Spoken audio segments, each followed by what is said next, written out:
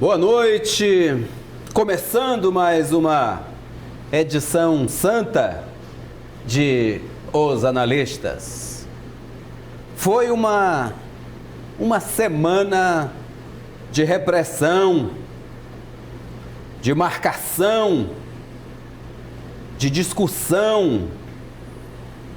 Para os colegas jornalistas lá da Cruzoé, foi uma semana do cão, de censura, de briga de cachorro grande, onde o grande chefe do STF vira um gladiador junto ao executivo. O próprio presidente Bolsonaro chamou de censura. Do que chamar? Os colegas do STF chamaram de censura. Os ex-colegas do STF, pessoas ilibadíssimas como o ministro Aires Brito, chamou de censura. Mas a semana é santa. E daqui para domingo, além de outras ressurreições, ressuscitará a liberdade.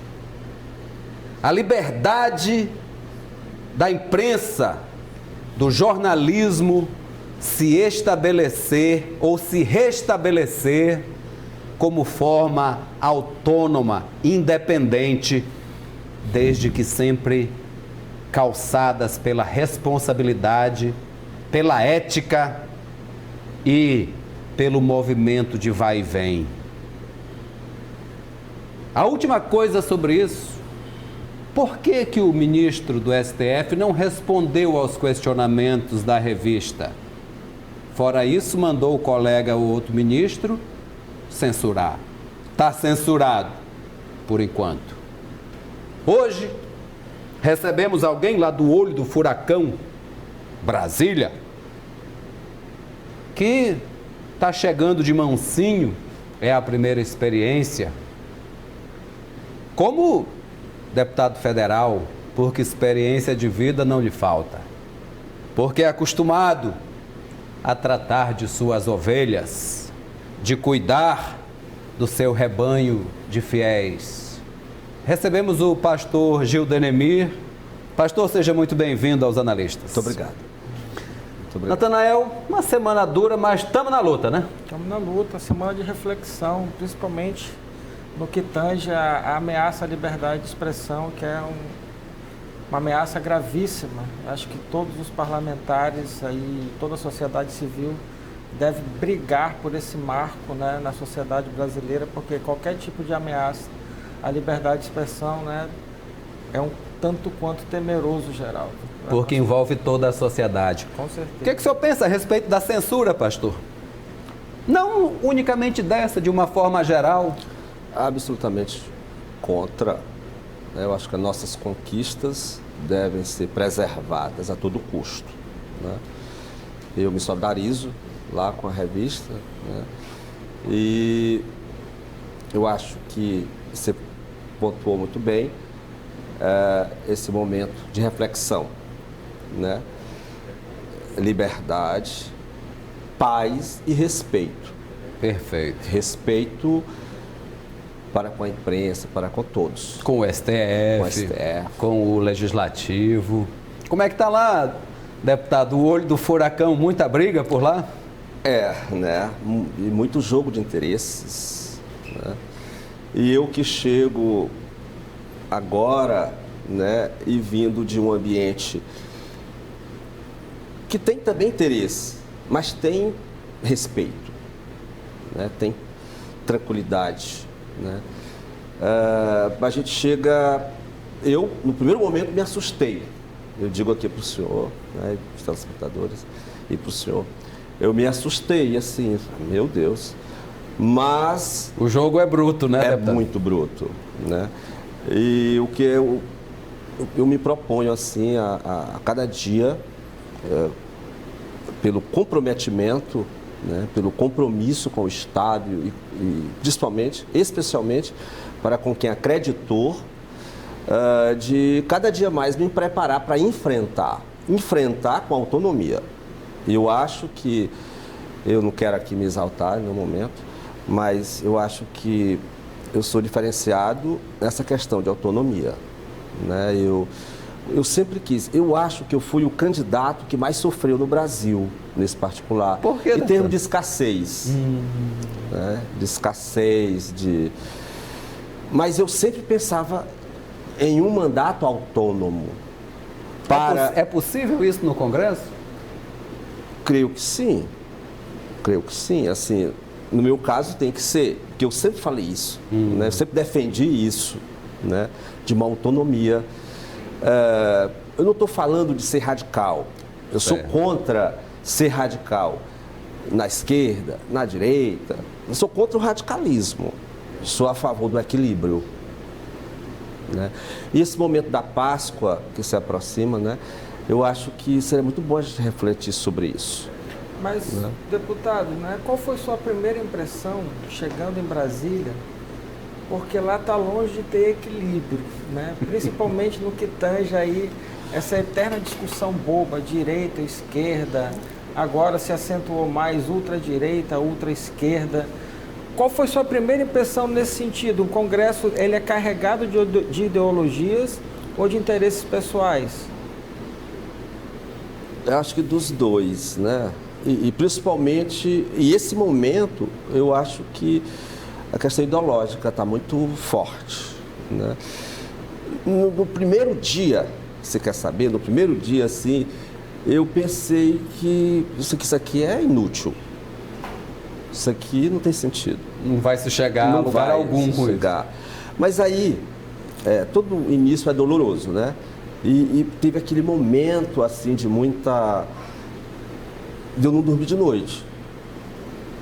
Né? Porque quando a gente está na campanha e conversando e dialogando e conhecendo, e para mim o mais bonito da política é isso aqui, né? É esse ato de falar, de dialogar, de interagir, de ouvir, né? Isso aconteceu muito na campanha e assim, eu sempre primando, né? E sempre colocando essa situação, né? do equilíbrio, de tanta coisa, de tantos valores e achando que chegando lá, pronto, abria um horizonte ou um ambiente, né, de transformação, de aquisição, de debate, de debates, né, e tal. Então, no primeiro dia eu foi assim eu tive que começar um processo de desconstruir, né, essa situação que estava e procurar conhecer, né, conhecer os caminhos, né, para poder veicular o que eu sempre defendi. E como é que se faz esse lobby lá, esse cercamento, essa cercadura de cada um dos parlamentares, deputado? No meu caso, eu entendi que tem que ter, né, discernimento, né? Assim, acho que a grande assim, sacada é ter discernimento. O senhor foi cooptado em algum momento? Foi chamado, assim, pressionado para participar? O senhor está em alguma das bancadas, já que o senhor é bancada evangélica, né? Fechado? Não, eu não quero ser rotulado, entendeu? Eu não quero, assim, eu estou lá respeitosamente, eu sou evangélico, eu sou o único deputado evangélico do Maranhão, né? Pelo menos que eu tenho conhecimento. Eu estou lá, junto, eu estou participando e tal, mas eu não quero assim, ser rotulado, entendeu? Eu quero buscar as prioridades, né, do meu estado, os temas do Maranhão. Eu quero cada dia me preparar, eu estou procurando estudar, né, responsavelmente, me preparar para isso, né? E outra coisa assim que eu percebi lá é a velocidade, né? Você tem que, senão você perde muito. Tem coisas que quando eu sei já aconteceu. né? Então você tem que estar muito... E foi por isso que eu resolvi, Geraldo, ir em novembro. Eu fui em novembro, né? Para conhecer, para me inteirar e tal. Mas respondendo, já fui sim buscado. Fui buscado. E não vou aqui falar assim, mas já fui buscado. E todos os deputados, né, são buscados o tempo inteiro, né? E até porque, como eu falei inicialmente, é um jogo de interesse muito grande. Agora, o que me salvaguardou um pouco foi a minha questão de partido, né? Porque eu me elegi no PMN e, na verdade, ainda não migrei para nenhum outro, né? Eu fiquei muito inclinado para o PSL, então eu fiquei assim um pouco, em termos de partido, um pouco livre, eu boto essa palavra, livre, para me definir, para decidir, para... Porque o PMN vai ser limado, né? Ele não conseguiu atingir... Atingir e, consequentemente, perde tudo que um partido pode oferecer, inclusive um amparo, né? Então, hoje eu estou, né, buscando, pedindo a iluminação de Deus, porque a coisa mais difícil, assim, na minha vida foi decidir por um partido. Né? Qual é o partido que o senhor não entraria de jeito nenhum, deputado? Ou não tem isso? Eu tenho que responder, né? Não tem. É uma pergunta que me veio à cabeça, né, Natanael? Eu falei agora há pouco que eu sou contra extremos, né? Eu acho... Então o senhor não entraria no PSTU, né? Mas esse também está limado, deputado. Esse está igual ao PMN. Com essa resposta, eu acho que eu respondo. Tá eu não gosto de extremos. Em situação nenhuma. Eu não gosto de pessoas extremistas. O senhor acha o PSL extremo? É porque ele é chamado, assim, não sou eu. Né, Natanael? Dizem que o PSL é da extrema-direita, né? Eu acho que não. Eu acho que algumas pessoas lá de dentro passa isso. O senhor acha Joyce extrema? Meu Deus. Eu acho. Em alguns momentos. Joyce Hasselman, porque tem muita Joyce honesta nesse mundo. Em alguns momentos, né, assim. Mas ela é muito, né, preparada, e ela já trabalhou na Veja há muitos anos, e ela tem um embasamento. Ela não fala à toa, não. Entendeu? Ela fala sempre com sentido. E o Alexandre Frota, deputado, o senhor já encontrou ele por lá? Encontrei algumas vezes, né? E, ele é gente boa, é? Assim, como pessoa, muito legal. Como pessoa. Nunca teve a oportunidade da gente conversar mais abertamente, né? Mas assim, como ele tem assim um jeito de ser respeitoso. Certo. Né? Vamos fazer uma paradinha, já eu pergunto para ele se ele já encontrou o Tiririca. Voltamos já. De volta aqui com os analistas, hoje recebemos o deputado federal, o pastor Gildenemir, e estamos aproveitando aqui, como ele é um deputado de primeiro mandato. Achei muito bonito a descrição dele do que ele encontrou. Eu, apesar de me considerar um homem corajoso, eu nunca fui lá no Congresso, só passei na porta, não tive coragem de entrar, não. Mas eu acho que é uma sensação complicada mesmo. E eu perguntei outro dia para um outro deputado aqui, que veio também cheio de firula, não respondeu e tal. Eu acho que talvez ele não tenha se sentido muito à vontade lá, né? Embora o deputado Gildenemir tenha dito que foi meio assustador, mas é um homem de coragem e se sentiu à vontade o bastante para dizer o que ele encontrou. Tu já entrou no Congresso, Natanael? Uma vez, Geraldo. Mas te leva de livre e espontânea pressão? Na vontade, eu fui lá conhecer. Foi no Senado? Foi na vez que eu fui em Brasília, alguns anos atrás, aí eu fui lá, assisti uma audiência, assisti a sessão, para me inteirar naquela coisa, né? O mundo ali, né, Geraldo, que é necessário, né? É o centro político do país, né? Que dita a nossa sociedade, mas é uma casa também muito complicada, né? Que as pessoas, assim, não estou generalizando, mas os que chegam lá, né? pensam que abre uma porta para conquistar ainda mais em benefício próprio. E quando o contrário, quando aquela casa ali é uma casa de debate, de ideias, de melhoria da sociedade. E essa divisão, né, eu vou perguntar isso também para o deputado, bancada disso, bancada daquilo, né, fica uma clara denotação de defesa de interesses próprios, né? E eu acho isso perigoso. Eu acho que a casa deve ser de 512 deputados ali, de diversas regiões, como é dividido corretamente o sistema político, para brigarem, né, lutarem por melhorias da sociedade e não de classes isoladas. Acho que isso é muito temeridade. Porque o Brasil é mais complexo do que as bancadas do Congresso, né?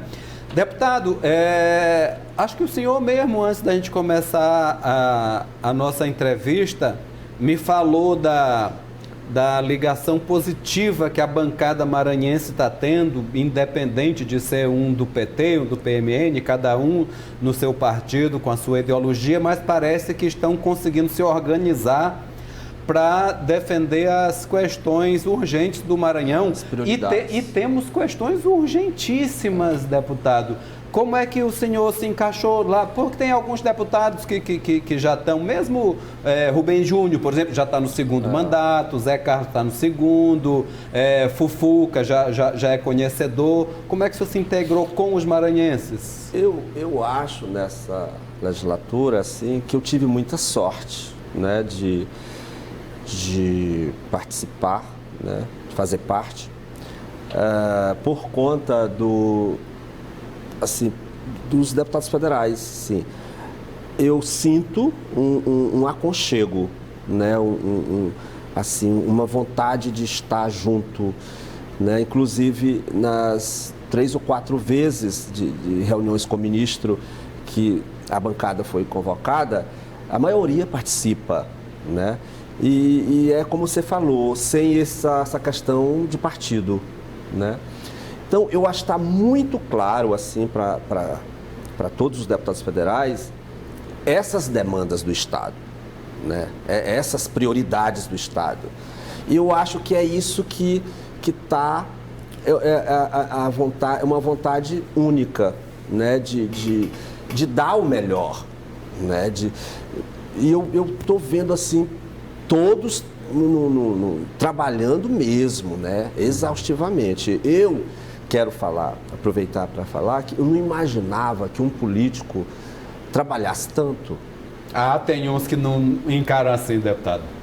Tem uns que mais faltam lá no Congresso, tem uns que trabalham muito, concordo com o senhor, mas tem uns que não fazem nada. No nosso caso aqui do Maranhão, eu estou vendo todo mundo o tempo todo. Por sorte, no nosso caso, Natanael, nós temos um bocado de trabalhador. E no meu caso, eu não quero dizer assim que eu sou o único, porque eu sempre estou vendo também os outros movimentados e tal. Todo mundo, e eu acho que assim, a maioria, está dormindo sempre depois de meia-noite, porque o plenário de manhã é aquela movimentação das comissões. O senhor está em qual comissão? Na agricultura. Agricultura e seguridade. Ótimo. Né? Então, dali, tem muita coisa paralela. Todo dia tem um café, né? Todo dia tem um jantar. E até agora não teve nenhum jantar fútil. Todos os jantares que nós participamos com o ministro, de frente parlamentar. O último que eu participei foi da frente parlamentar Brasil-China, né, que tem a ver tudo comigo da Comissão de Agricultura, que, graças a Deus, o presidente, o deputado Fausto, a gente se conheceu antes, nesse mês de novembro que eu fui assim, ali, e deu sorte dele ser o presidente, a gente já tendo um relacionamento, está sendo muito bom, né? Então, eu estou muito feliz, eu estou muito contente com esse sentimento, né, da maioria dos deputados federais do Maranhão que eu tenho conversado. Assim, tipo assim, todo mundo como se fosse do mesmo partido. E estou falando em função, em torno das demandas, né? Das maranhenses. Não sei se o senhor lembra de quando o ministro da Infraestrutura, Tarcísio, veio vistoriar essa duplicação aqui da BR-135. Foi um ônibus, eu acho que não faltou 1 ou 2 deputados federais, todos ali juntos, né? E tal. Então, eu estou muito feliz com todos, não estou sentindo de nenhum, né? E todos eles lá só, o Braide, o Márcio Gerri, e o Marreca, parece que é de primeiro mandato. Uma requinha. É muito legal, né? Muita gente boa. Né? Esse eu ainda não conheço. Vamos trazer ele aqui, né? Inclusive, eu estou vendo muita vontade também, né? Ele é filho do Júnior Marreca. Júnior Marreca, mas eu sinto nele que ele quer fazer o espaço dele, a história dele, responsavelmente. O que o senhor acha, qual é o seu posicionamento em relação à reforma da Previdência, deputado? Que é a coqueluche aí dessa primeira pauta aí da Câmara. O senhor estava ontem lá, deputado? Ontem na CCJ? Foi ontem ou anteontem? Não, na CCJ não. Não, porque ontem... Porque tentaram começar de todos os jeitos e foi uma confusão e acabou não começando. Não, ali foi só a comissão CCJ. Isso. Só os que fazem parte, os integrantes. Eu não faço parte. Perdão. Eu não faço. Isso, é a comissão. Bobagem minha. Apaga, senhor, senhora, perdão. Aqui tem humildade também. Eu estou percebendo, eu estou gostando muito, né? Então, Natanael, previdência necessária. O ministro Guedes, aí há pouco, quando ele foi lá na audiência, né, da comissão da CCJ, ele disse assim, ele foi uma força de expressão aquilo ali. Ele disse assim, aquele que for contra precisa se internar. Aí a esquerda vem em cima e tal. Mas aquilo ali foi uma força de expressão, né? Eu não teria usado isso aí, eu não teria, né? Mas eu penso que ele queria ali dizer da necessidade, né? Ser a favor da nova Previdência é pensar nas gerações futuras. Por exemplo, nós temos que pensar agora nos trabalhadores rurais.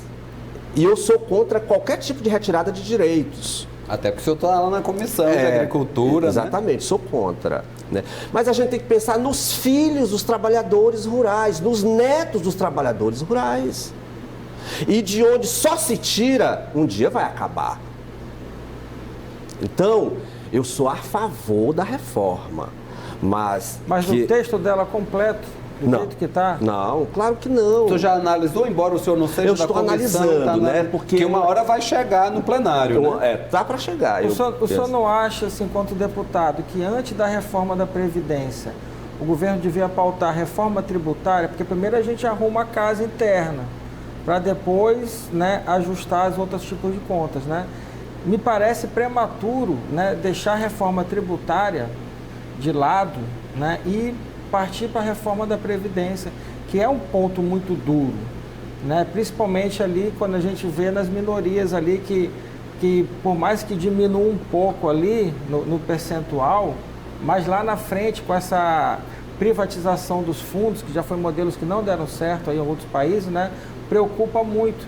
E parece ali que o ministro Paulo Guedes, né, interessado em atender principalmente os banqueiros, né, está acelerando o máximo o processo disso, porque o que mais está chamando a atenção dessa voracidade, por assim dizer, é justamente a privatização dos fundos.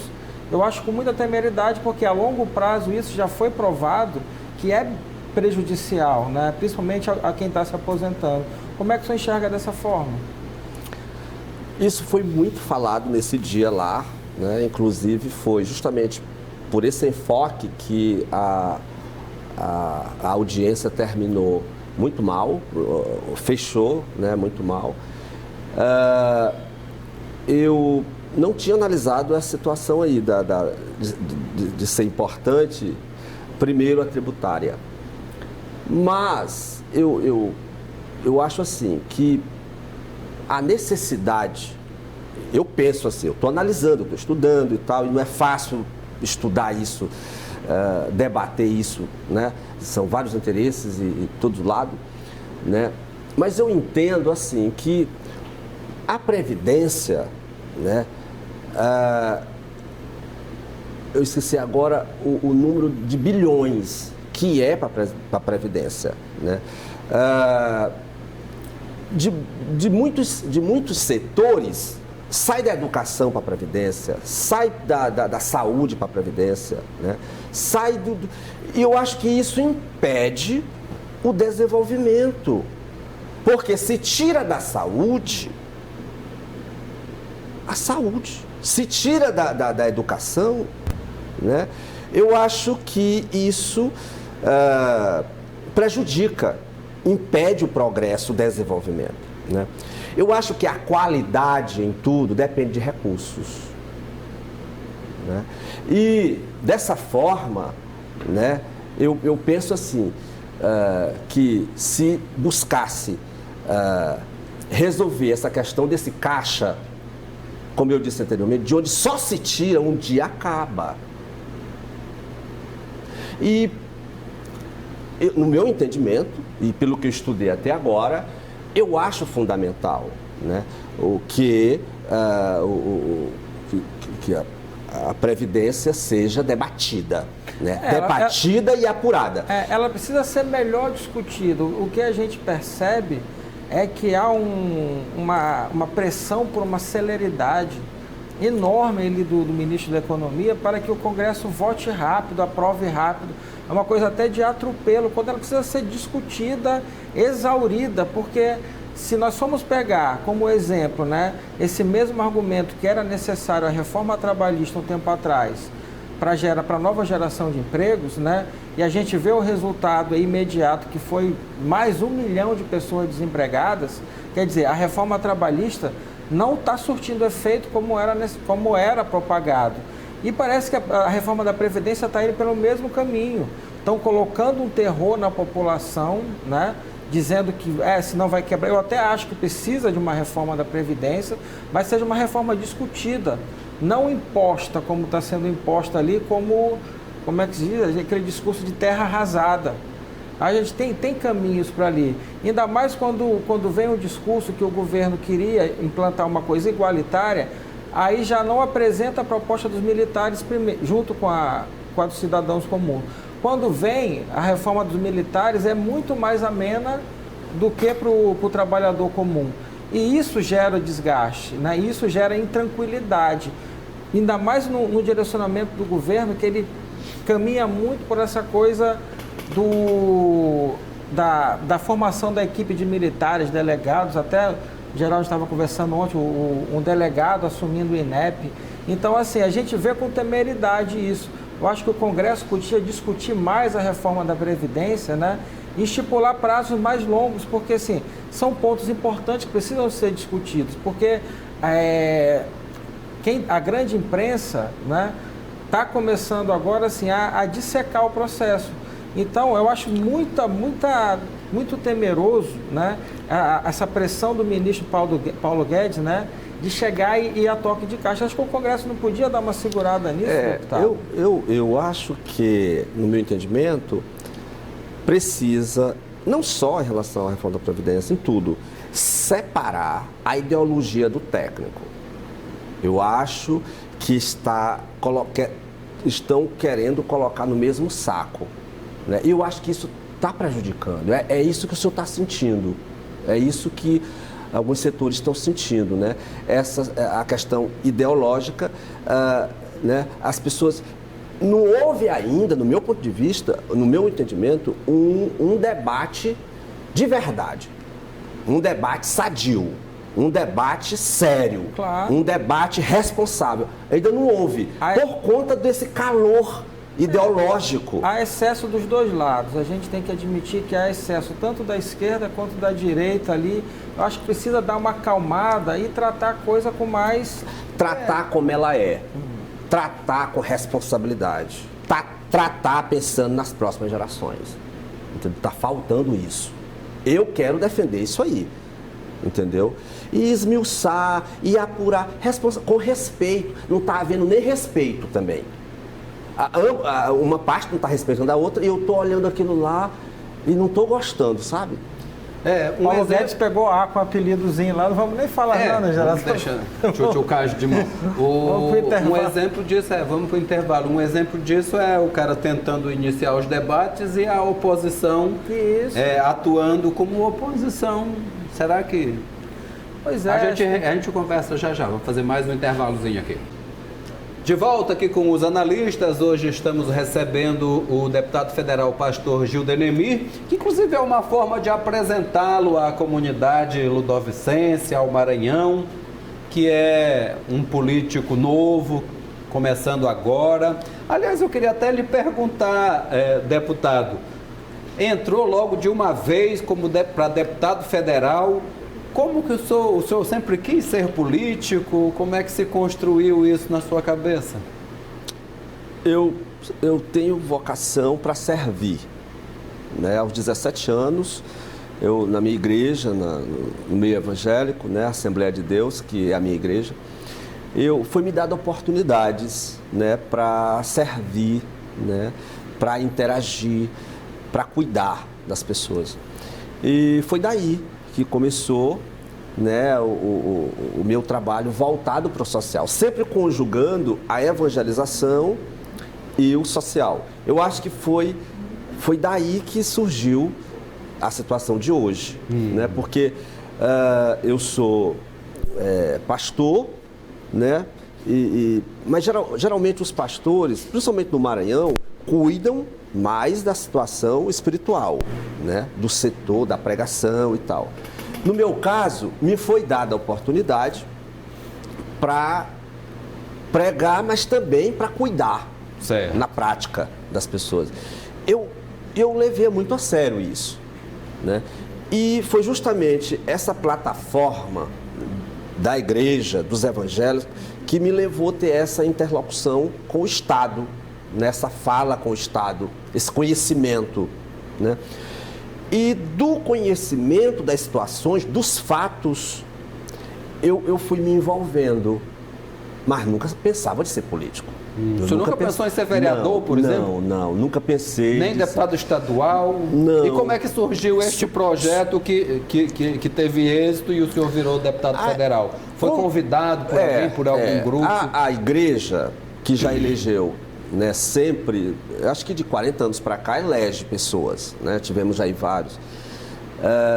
A igreja olhou para mim em situações sociais, em situações de cuidar, de assistir, de atender, isso foi uma história construída. Eu entrei lá com 17 anos para esses trabalhos, para essas responsabilidades. Então, com esses 20 e poucos anos de trabalho, de envolvimento, de conhecimento, de interagir, alguém pensou, acho que o Gil dá para ser um político. Mas foi dentro da igreja? Aqui. Mas meu pai, como pastor, eu sou de uma família de quase 20 pastores. Então, meu pai, como pastor, ele morou em vários lugares do Maranhão, pastoreando. E eu acompanhei até os 14. Aí, aos 14, eu retornei para cá e daí começou esse trabalho, né? Eu trabalho com equipe, eu exerço liderança desde os 15 anos de idade, né? Claro, junto aos evangélicos, né? Junto à igreja, né? E aí, quando foi em 2017, a liderança se reuniu para escolher nomes do meio que pudesse... A liderança da igreja, certo, né? Se reuniu para escolher nomes. E aí, ungir, né? Tipo assim, para estadual, federal.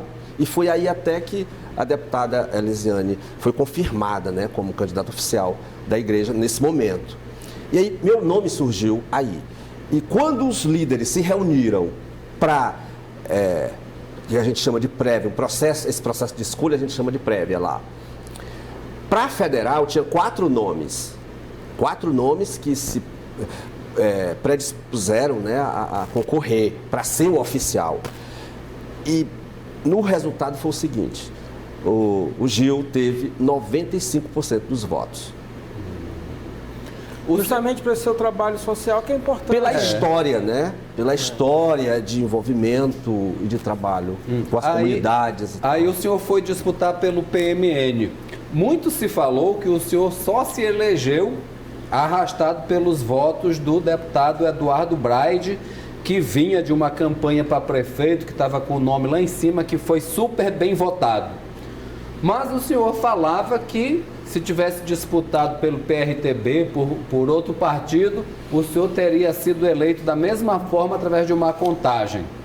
Isso é verdade, pastor? Ou foi inveja de alguém que disse... Que sempre tem esse, né, Natanael? Que chega, quem elegeu foi o Braide. Os maldosos. Essa palavra se aplica muito bem. Os maldosos. Muitos, e inclusive os grandes, não acreditaram. Inclusive, alguns até da igreja mesmo. Né? O Gil não tem dinheiro. Não sabiam eles que eu queria essa campanha assim como foi. Eu não queria essa campanha comprometida, para depois eu não ter autonomia. Não sabiam eles que eu estava dentro do que eu queria, do que eu mais queria. Né? Então, muitos diziam, não vai se eleger, não vai se eleger. Agora, eu já vejo esses mesmos, estão dizendo, só um mandato, né? E tal. Mas eu quero falar, não somente para esses maldosos, mas para todos, e para o senhor que perguntou, o seguinte: a figura do Braide na minha eleição foi importante, né? Foi muito importante. Né? E eu quero atribuir tudo a Deus, que é quem eu peço direcionamento, a iluminação, sabedoria. Né? O Braide foi muito importante. Agora, eu preciso explicar o seguinte: na coligação, o Braide não precisou de nenhum voto da coligação.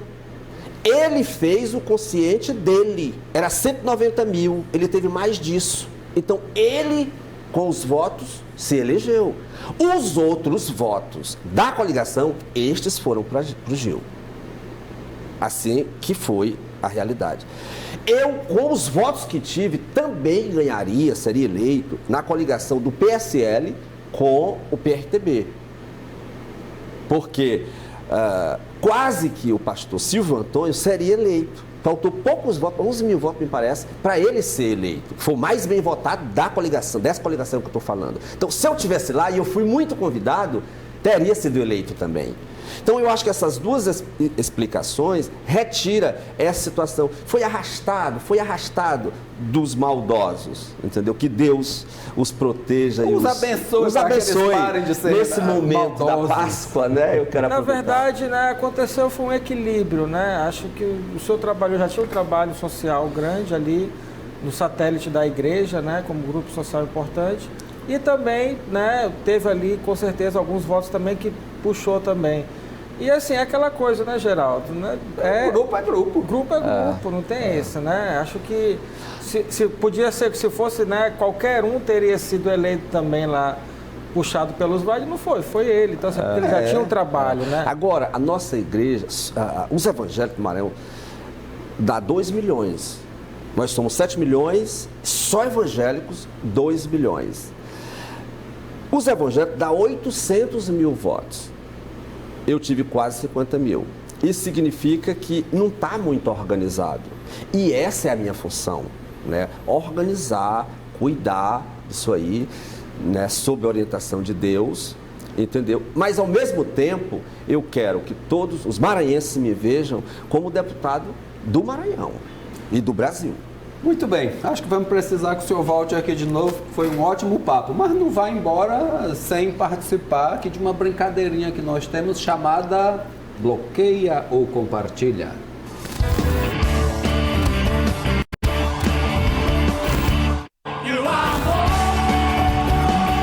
Está nas redes sociais, deputado? Tá, né? Então o senhor já sabe que lá você bloqueia alguém se quiser ou compartilha as ideias, as pessoas. Aqui no caso são pessoas, são gente boa. Agora vê, bota o primeiro nome. Tá aí, ó, a ministra Damares Alves, o senhor bloqueia ou compartilha? Eu compartilho e muito. Ela é minha amiga antes de ser ministra, né? E eu, além da amizade, eu tenho admiração por ela como pessoa, né, e tal.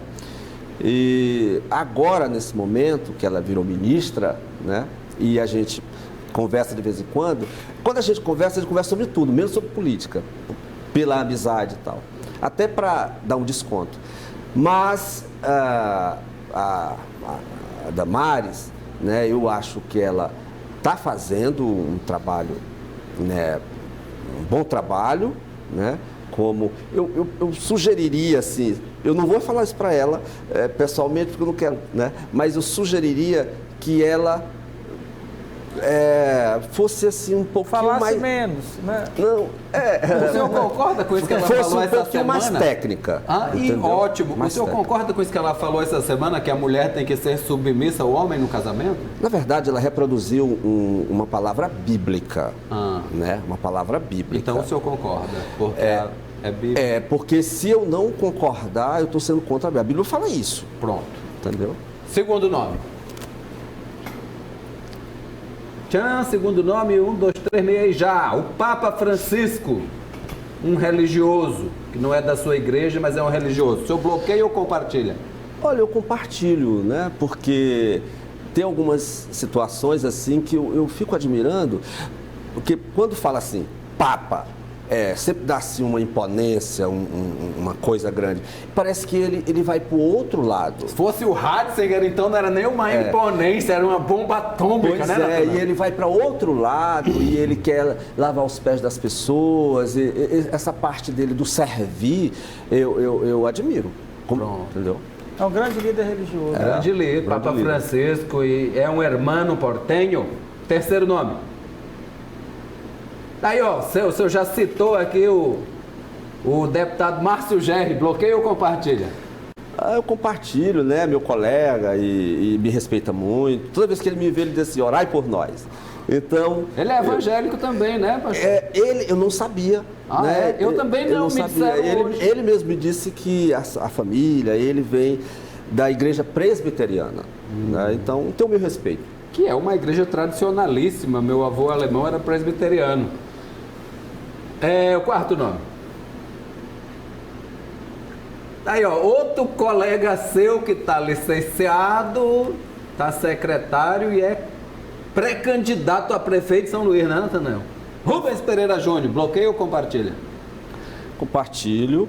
Eu não sabia dessa história aí de ser candidato a prefeito. É pré-candidato, mas como pessoa, eu sabe o que eu gostei? Ele é muito tratável, polido, né? Então, os poucos momentos que eu tive lá na Câmara com ele foram agradáveis. Eu compartilho sim. Agora, só aqui entre nós, pastor, já que o senhor falou isso, e desagradável, qual deles que é desagradável? Nenhum. Lógico. Deputado, foi um grande prazer tê-lo aqui. Volte quando tiver um tempinho. Obrigado. Nesse momento que antecede a Páscoa, né, eu gostaria de convidar a todos que fizessem uma reflexão sobre o respeito. Né? Respeitar é a melhor coisa que existe. E muita gente não aprendeu e não buscou essa aprendizagem, portanto, não sabe. E quando isso ocorre, de não saber, de não respeitar, trava tudo. Trava para o relacionamento, trava para o crescimento pessoal e tudo.